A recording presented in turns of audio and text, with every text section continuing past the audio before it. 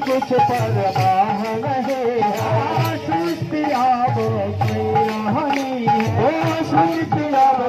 रात नहीं है तेरे बिना कुछ नहीं हो तेरे बिना कोई कुछ नहीं है तेरे बिना कुछ काम नहीं हो तेरे बिना कोई काम नहीं मेरे पिता मेरे माली मेरे पिता मेरे माली मेरे पिता मेरे माली ओ मेरे पिता मेरे माली कर दे नैया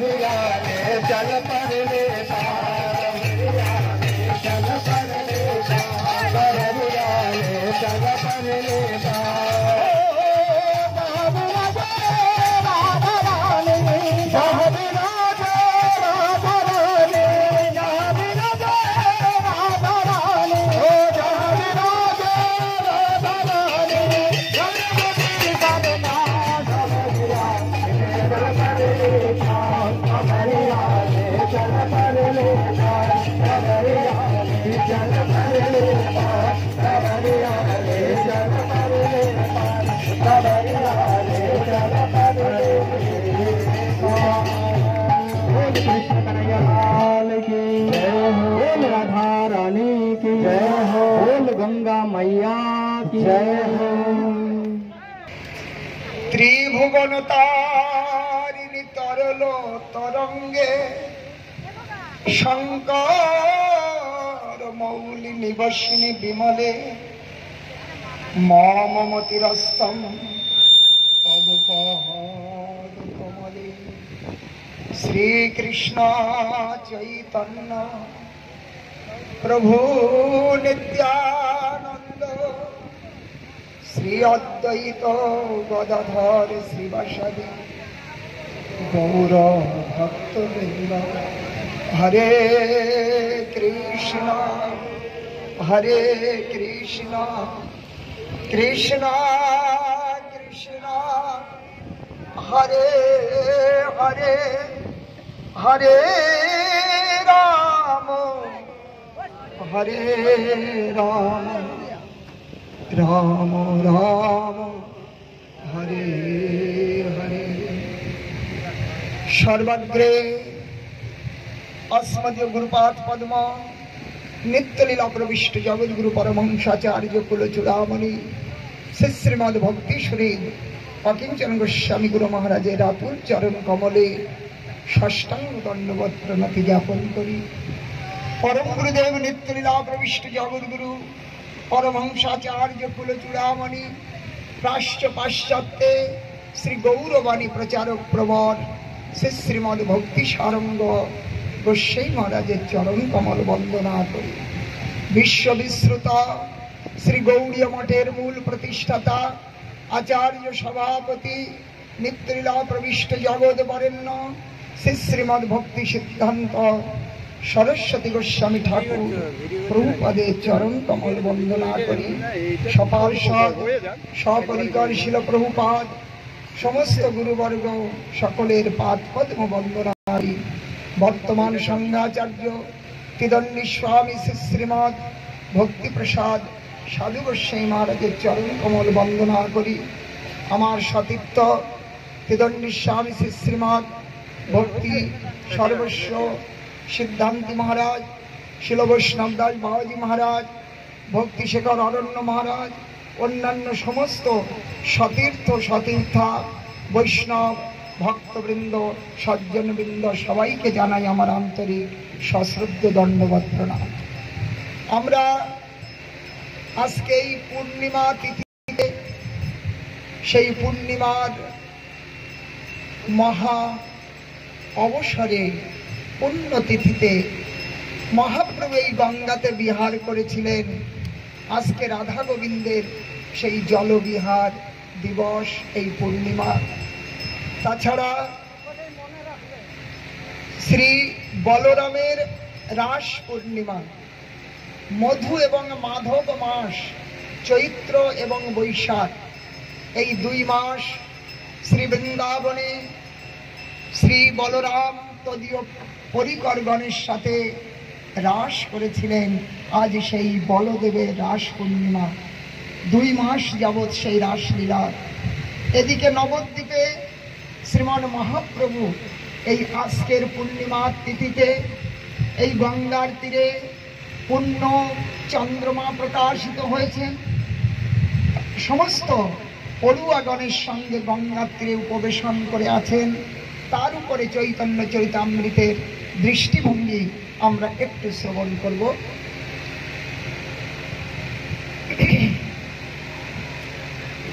জ্যোৎস্নাবতী রাত্রি প্রভু শিষ্যগণ সঙ্গে বসিয়াছেন গঙ্গা তীরে বিদ্যার প্রসঙ্গে।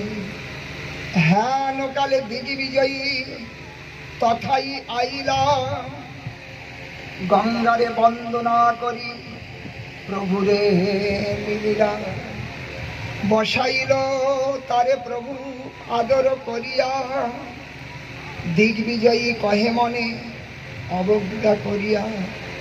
ব্যাকরণ পড়াও নিমাই পণ্ডিত তোমার নাম, বাল্য শাস্ত্রে লোকে তোমার কহে গুণগান।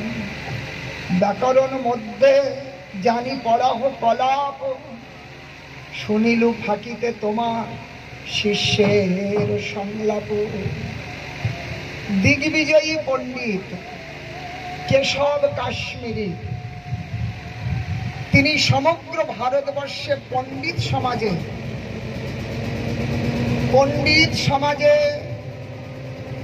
সমগ্র তর্কযুদ্ধে পরাস্ত করে দিগ্বিজয়ের সব সার্টিফিকেট নিয়ে সমগ্র ভারতবর্ষ পরাস্ত করে যখন জানলেন যতক্ষণ নবদ্বীপে যে পণ্ডিতকে পরাস্ত করতে না পারবেন ততক্ষণ আপনি পূর্ণ বিজয়ী বলে ঘোষিত হবেন না, তাই তিনি সেই সুদূর ভারতবর্ষের পণ্ডিত স্থান থেকে এই নবদ্বীপে চলে এলেন। নবদ্বীপে এসে নবদ্বীপবাসীর কাছে বললেন, হে পণ্ডিত সমাজ, আমি তোমাদের সাথে শাস্ত্রীয় তর্ক করতে চাই। সেই সুযোগে সমস্ত নবদ্বীপবাসী নিমাই পণ্ডিতের ঔদ্ধত্যতে বড় সন্ত্রস্ত ছিলেন। যেখানে সেখানে পরাস্ত করতেন ছোট্ট বালক নিমাই, তাদের কাছে ফাঁকি জিজ্ঞাসা করতেন, কেউ বা বলতে পারতেন কেউ পারতেন না, সবাইকে অপমান হতে হতো। তাই আজ মনে মনে চিন্তা করলেন, যদি এই পণ্ডিতের কাছে নিমাইকে হারানো যায় তাহলে তার কিছু গর্ব খর্ব হয়ে যাবে। এই বিচার করে সবাই বললেন, হ্যাঁ হ্যাঁ, আমাদের কাছে এক বড় পণ্ডিত আছে, তার নাম নিমাই পণ্ডিত। সেই নিমাই পণ্ডিত আপনার সঙ্গে তর্কে পরাস্ত করতে পারে। আজ এই কথা শুনে সেই নিমাই পণ্ডিতের কাছে গেলেন এবং নিমাই পণ্ডিতকে বললেন, আরে বালক, তুমি তো ব্যাকরণ শাস্ত্র পড়ো, বালকদেরকে অ কথা শিখাও, স্বরবর্ণ ব্যঞ্জন বর্ণ, ফাঁকি শিখাও। তুমি ব্যাকরণ শাস্ত্রে পণ্ডিত শুনেছি, তো আমি এসেছি, আমাকে বাল্য শাস্ত্রে লোকে তোমায় কহে গুণগ্রাম, তোমার খুব গুণগান করে। ব্যাকরণ মধ্যে জানি পড়াহ কলাপ, শুনিলু ফাঁকিতে তোমার শিষ্যের সংলাপ। প্রভু কয়ে ব্যাকরণ পড়াই অভিমান করি, শিষ্যেতে না বুঝে আমি বুঝাইতে নারী। দৈন করছেন মহাপ্রভু যে আমি সাধারণ ব্যাকরণ শাস্ত্র পড়াই, না বুঝিতে পারি না বোঝাতে পারি, আমার তত কোনো যোগ্যতা নাই। তোমার কবিত্ব কিছু শুনিতে মন হয়, কৃপা করি করো যদি এই গঙ্গার বর্ণন। গঙ্গা তীরে বসে আছেন তো, গঙ্গার যদি আপনি কৃপা করে করেন আমরা ধন্য হব। আপনার মতো এইরকম প্রবীণ কবি, আপনার কথা যদি একটু শুনতে পাই।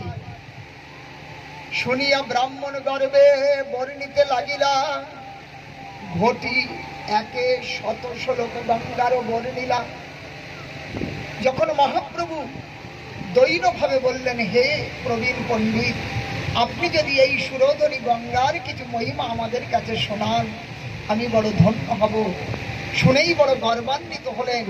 আর 1 ঘন্টার মধ্যে শত শ্লোক নিজের রচনা, আশু কবি, কোথাও রচনা নাই, নিজেই রচনা করে 1 ঘন্টার মধ্যে 100 শ্লোক ঝঞ্ঝাবাতের মতো মহাপ্রভুকে শোনালেন। সমস্ত শিষ্য বসে আছেন, মহাপ্রভু একেবারে অপলক দৃষ্টিতে তাকিয়ে আছেন। বা এ তো সরস্বতীর বরপুত্র, যেটি বলছেন সেটি শ্লোকে বর্ণিত হচ্ছে। একেবারে মহাপ্রভু শুনিয়া করিল প্রভু বহুত সৎকার, তোমার সম পৃথিবীতে কবি নাহিয়ার। তোমার কবিতা শ্লোক বুঝিতে কার শক্তি, তুমি ভালো জানো অর্থ কিবা সরস্বতী। মহাপ্রভু বলছেন, এই শ্লোকের অর্থ করো যদি নিজে মুখে, 1 শ্লোকের অর্থ করো যদি নিজ মুখে, শুনি তব লোক তবে পায় বড় সুখে। তবে দিকে বিজয়ী ব্যাখ্যার শ্লোক পুছিল, শত শ্লোকের 1 শ্লোক প্রভু তো পড়িল। 100 শ্লোক মহাপ্রভুর সম্মুখে একেবারে ঝড় তুফানের মতো বলে গেলেন। দিগ্বিজয়ী কেশব কাশ্মীরি বললেন, শ্লোকের অর্থ শুনতে চাও? কোন শ্লোকের অর্থ বলবো সেটা তো বলো, এতগুলো শ্লোক তো বলেছি। শ্রীমান মহাপ্রভু সেই শ্লোকের মধ্যের থেকে, প্রথম এবং শেষ নয়, মাঝের থেকে একটি শ্লোক উত্থাপন করলেন।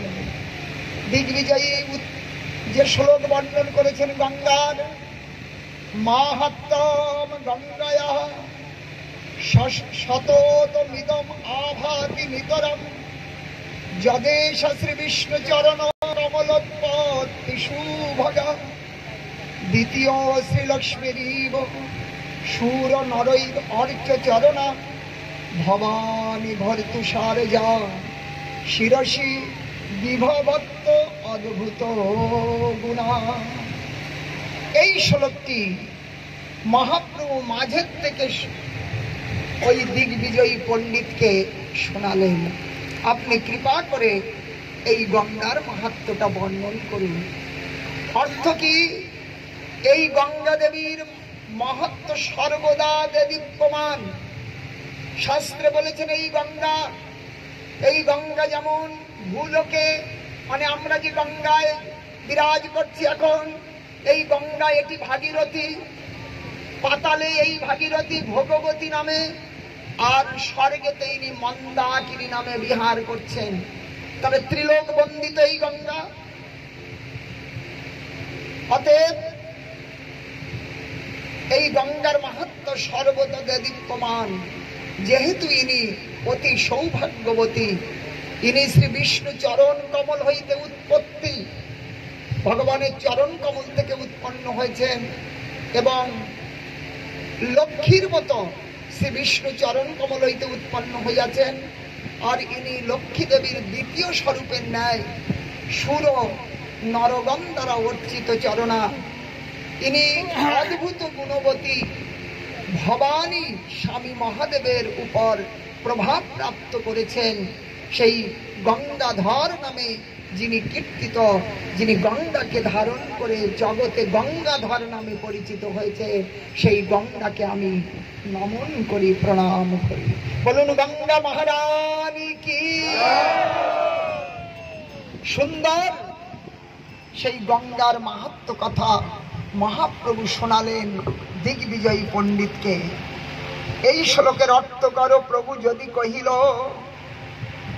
বিস্মিত হইয়া দিগ্বিজয়ী প্রভুকে পুছিল। দেখুন, তিনি তো ঝঞ্ঝাবাতের মতো বলে গেছেন, তার মধ্যে থেকে একটা শ্লোক সাথে সাথে কণ্ঠস্থ করা, এটা আশ্চর্য নয়? অবাক করবে না? ওই দিগ্বিজয়ী পণ্ডিতকে অবাক করলেন যে আমি আমার স্বরচিত, কোথাও নাই যে মুখস্থ করে রেখেছে, আমার স্বরচিত শ্লোক থেকে মাস থেকে একটি শ্লোক সাথে সাথেই আমাকে আবার শোনালো। তাতেই ঝটকা লাগলো যে এ তো সাধারণ নয়। এই একটা ঝটকা লাগলো মনের মধ্যে। হ্যাঁ, ঝঞ্ঝাবাদ প্রায় আমি শ্লোক পড়িলু, তার মধ্যে শ্লোক তুমি কইছে কণ্ঠে ধইলু। প্রভু কয়ে দেবের বরে তুমি কবিবর, কইছে দেবের বরে কেহ হয় শ্রুতিধর।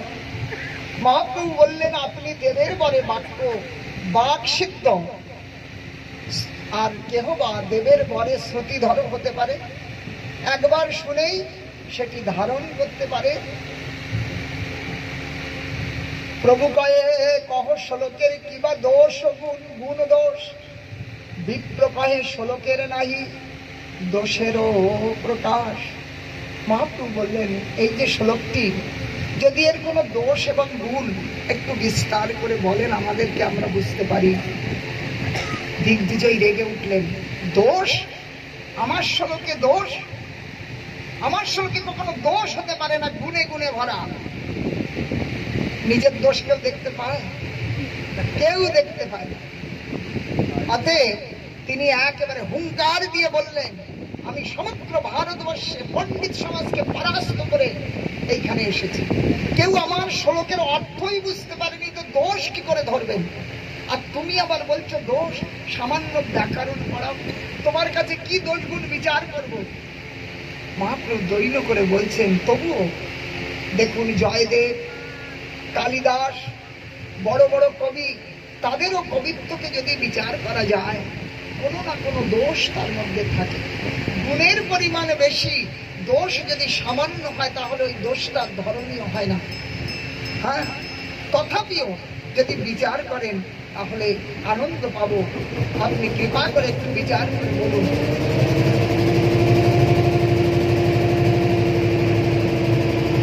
প্রভু কয়ে কহ শ্লোকের কিবা কোন দোষ। বিপ্র কয়ে শ্লোকের নাই দোষেরও প্রকাশ। উপমা অলঙ্কার গুণ কিছু অনুপ্রাস। প্রভু কয়ে যদি না করো হরস, কহ তোমার এই শ্লোকে কিবা আছে দোষ।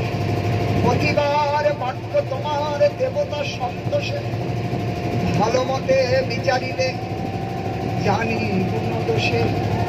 তাতে ভালো করি লোক শ্লোক করহ বিচার। কবি কয়ে যে কইলে সেই বেদোষা। বই কারণ তুমি নাহি পড়ো অলঙ্কার, তুমি কি জানিবে এই কবিত্বের সার। মহাপ্রভু বলছেন, মহাপ্রভু বললেন যে আপনি যদি একটু বিচার করেন আমাদের আনন্দ হয়। কবি বলছেন যে তুমি তো অলঙ্কার পড়ো নাই, তাহলে আমি যে অলঙ্কারের উপরে বিচার করবো তুমি কি বুঝবে? কে ইনি? ইনি তো সর্ববিদ্যার সার, তার কি জানা অজানা কিছু আছে? অতএব এই বিদ্যা, বিদ্যা যার থেকে এই জগতে এসেছেন, সরস্বতী কৃষ্ণ প্রিয়া, কৃষ্ণ ভক্তি যার হিয়া, সেই বিদ্যা অধিষ্ঠাত্রী দেবী, যার বাণীতে বিরাজমান। বাগীশা যস্য বদনে লক্ষ্মীর যস্য চা বক্ষসি, যস্যাস্তে হৃদয়ম সম্বিত তম নৃসিংহম অহম ভজে। ভগবান, ভগবানের বাণী, বাণী হলো এই সরস্বতী রূপে প্রকটিতা হয়েছেন। অতএব সেই সরস্বতী মহাপ্রভুর সামনে কি কিছু বলতে পারবেন?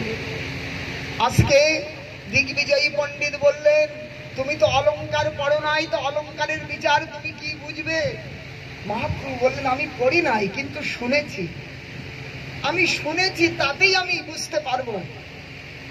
হ্যাঁ, আপনি যদি কৃপা করে বলেন, কবি কয়ে কহ দেখি কোন গুণদোষ, প্রভু কয়েন কহি শুনো না করি হরো।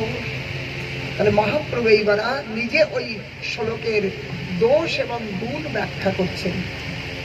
ব্যাখ্যা হলো, পঞ্চদোষ এই শ্লোকে পঞ্চ অলঙ্কার, ক্রমে আমি কহি শুনো করহ বিচার। এই শ্লোকের মধ্যে 5টি দোষ আছে আর 5টি গুণ আছে। শুনে একেবারে লাফিয়ে উঠলেন, দোষ আমার শ্লোকের মধ্যে? এতদিন পর্যন্ত কেউ বলতে পারেনি, আর তুমি একটা দুগ্ধ পোষ্য বালক, তুমি আমার দোষ খুঁজে বার করেছে। বলো কোথায় দোষ আছে, কোথায় দোষ আছে বলো। ক্রমে আমি কহি শুনো করহ বিচার, অবিমৃষ্ট বিধেয়াংশ 2 ঠাই চিহ্ন, বিরুদ্ধমতি ভগ্নক্রম পুনরাত্ম দোষ 3। গঙ্গার মহত্ব শ্লোকে মূল বিদেহ, ইদম শব্দে অনুবাদ, পাছে তো বিদেহ। বিদেহ আগে কহি, পাছে কহিলা অনুবাদ, এই লাগি শ্লোকের অর্থ করিয়াছে বাদ। এটি অলংকার বিচার। 5টি দোষের কথা এখানে বর্ণন করেছে।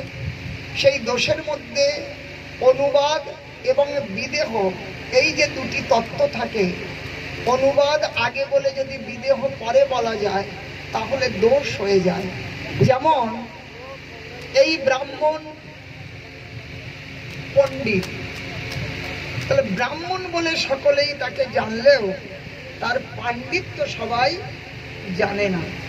তাহলে যদি আগে পণ্ডিতকে না বর্ণন করে ওই বিদেহটাকে বর্ণন করা যায়, তাহলে মূল অর্থটা কাটা পড়ে যায়।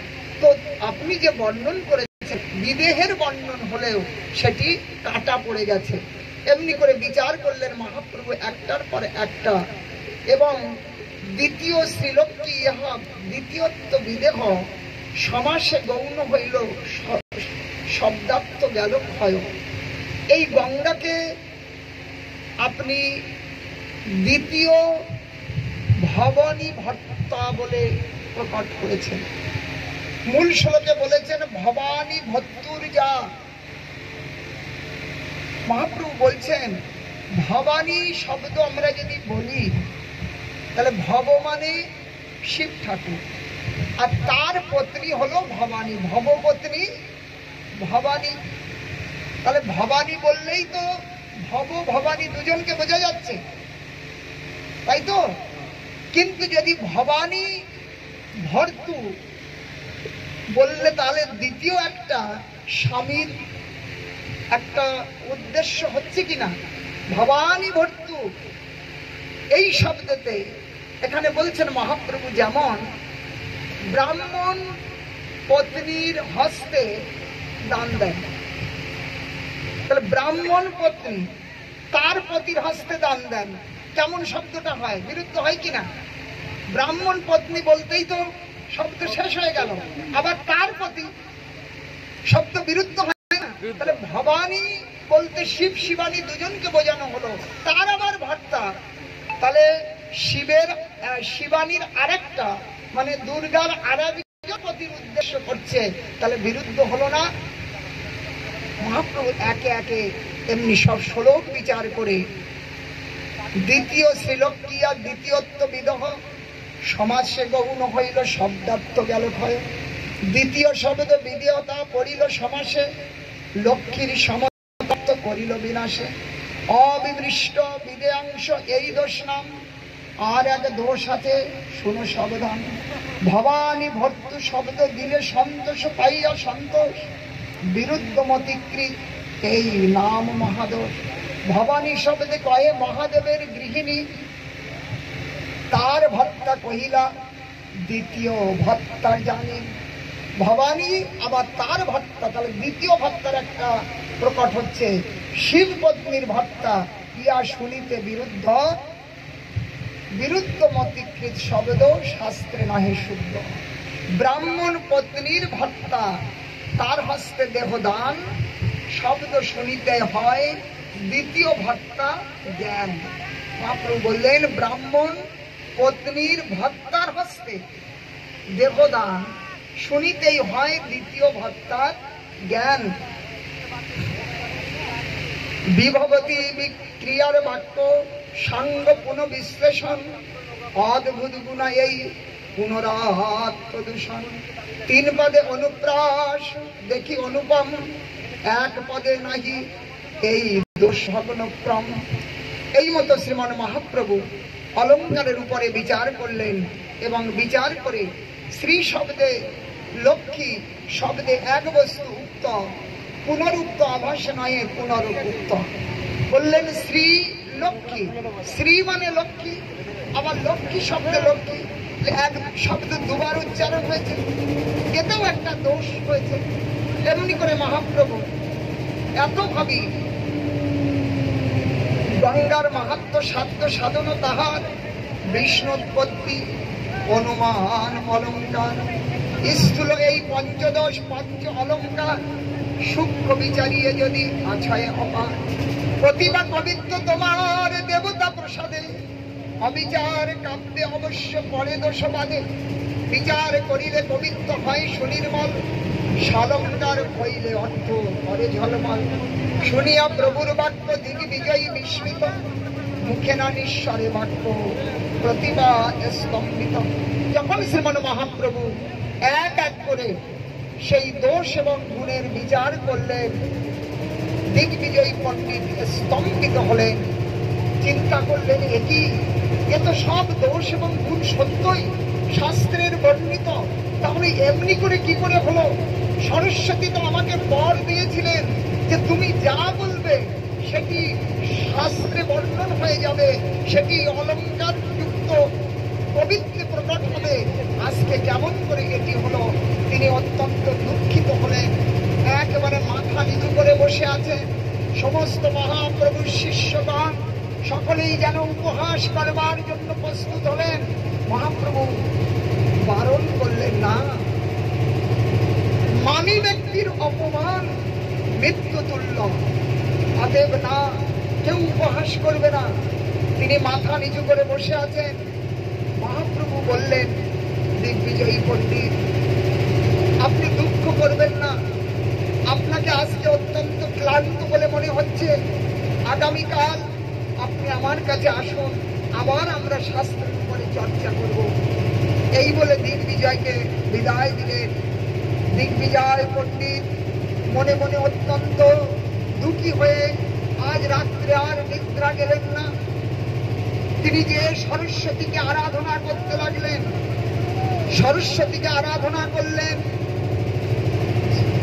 যে সরস্বতী বর দিয়েছিল এই জগতে কোন নরের কাছে তিনি পরাস্ত হবেন না, এই বর প্রাপ্ত। তাই আজ পরাস্ত হয়ে মা সরস্বতীর আরাধনা করলেন। সারা রাত্র তিনি সেই সরস্বতীর মন্ত্র জপ করছেন। এখন মা সরস্বতী প্রকটিত হলেন। সরস্বতীকে দেখে দিগ্বিজয়ী সাষ্টাঙ্গে প্রণাম করে বললেন, মা, বড় বড় পণ্ডিত সমাজকে আমি পরাস্ত করে এসেছি, কিন্তু আজ একটা সামান্য বালকের কাছে তুমি আমাকে পরাস্ত করলে। এত বড় আমার অপমান হলো আজ, এ কি হলো? মা তখন বললেন, আমি যে তোমাকে বর দিয়েছিলাম তুমি কোন নরের কাছে পরাস্ত হবে না। তাহলে মা বললেন, এটি নর নয়, ইনি নারায়ণ। তুমি সেই নারায়ণের কাছে, আমি তো বর দিয়েছি নরের কাছে নয়, ইনি নারায়ণ, যিনি আমার আরাধ্যা, সেই আমার প্রভু, তার সম্মুখে আমার কোনো কিছু চলে না। অতএব তুমি যে আজ পরাস্ত হয়েছে এটা পরাস্ত নয়, এটা তোমার প্রকৃত জয় হয়েছে। ভগবানের কাছে তোমার জয় হয়েছে। আজ বিদ্যা বলে তুমি সেই আমার গৌর সুন্দরকে দর্শন করেছ। তিনি সাধারণ নাম, সেই গোলক বিহারী গোবিন্দ রাধা মাধব মিলিত বিগ্রহ।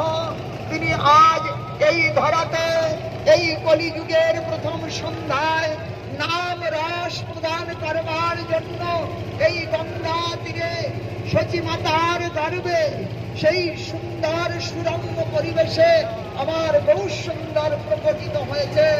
অতএব তুমি আর কোন প্রকার সংশয় করো না, ছুটে যাও সেখানে, তার কাছে যে তার চরণে লুটিয়ে পড়ো আর তার কাছে ক্ষমা চাও। বিদ্যা বলে পাইল যিনি গোবিন্দের চরণ। আজ তোমার বিদ্যা সার্থক হয়েছে, তোমার জনম সার্থক হয়েছে যে তুমি গোবিন্দকে আজকে লাভ করতে পেরেছ। অতএব সেই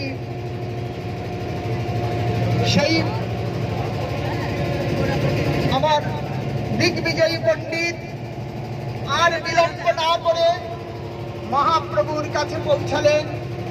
মহাপ্রভুর কাছে যে মহাপ্রভুর চরণে ক্ষমা চাইলেন, প্রভু আমাকে ক্ষমা করে দেন, আমি চিনতে পারি নাই, আমার বড় গর্ব হয়েছিল।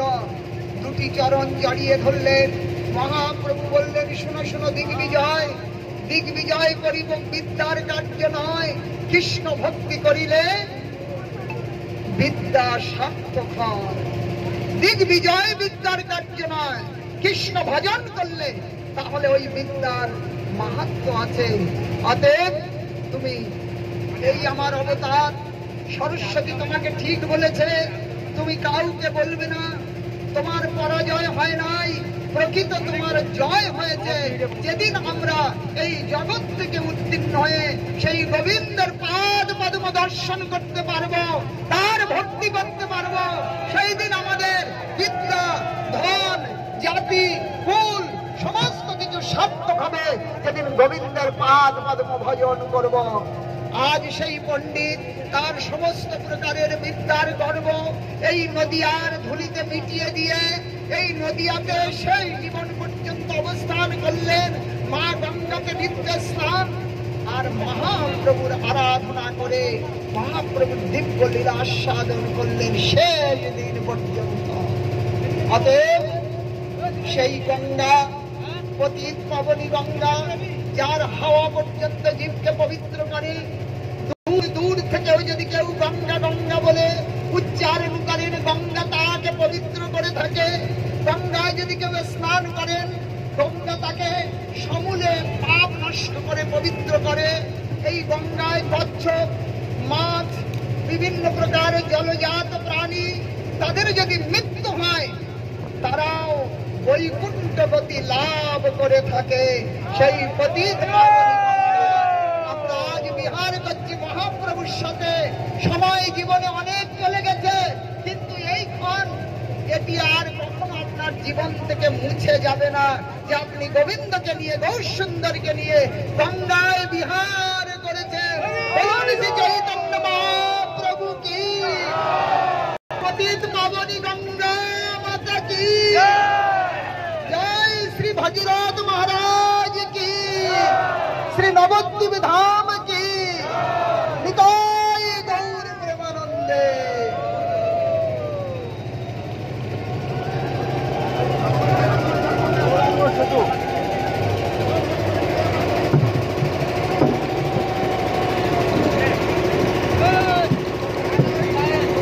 হরি বল, হরে কৃষ্ণ।